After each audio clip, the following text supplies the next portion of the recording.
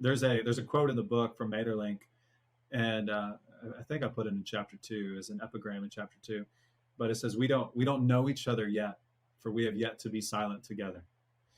And this idea that there's a language of God that is only experienced in what we think is silence. It's a thin silence. It's not really silence. It's a thin silence. And I love, even if you look at 1 Kings 19, here you go, fact check. 1 Kings 19, Elijah, when the voice comes to Elijah, we translate it into English as still small voice, but the voice wasn't in the earthquake or the wind or the fire. And we look for the voice of God in the spectacle, right? Like I always wanted the heavens to open and a light to come down and a big booming voice. But the reality is, God most often comes in what reads in Hebrew as a thin silence. Even if you look at Jesus's life, there's 3 moments when the Father speaks affirmation over the Son that we see.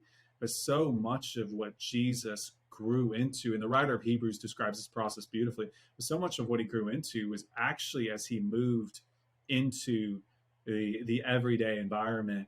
And John's gospel captures this so well, with him making statements like, I only do what I see the Father doing. He lived in union. He had this awareness, this communication, ongoing communication. And Paul says in 2 Corinthians 13, as a final benediction, he says, may the communion of the Spirit be with you always. Jesus says in John 16, it's better for you that I go away. Why? Because there were limitations to Jesus' bodily presence when he was in that form. There were limitations, but he said, my Spirit's going to come. And the things that seem external or things that seem at arm's length right now, my Spirit's going to come and make those an intimate part of who you are.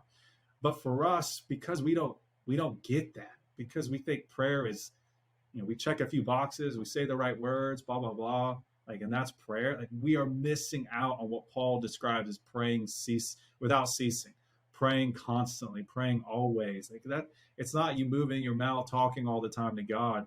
It's about you living with this awareness that God wants to have words with you in silence and in sound.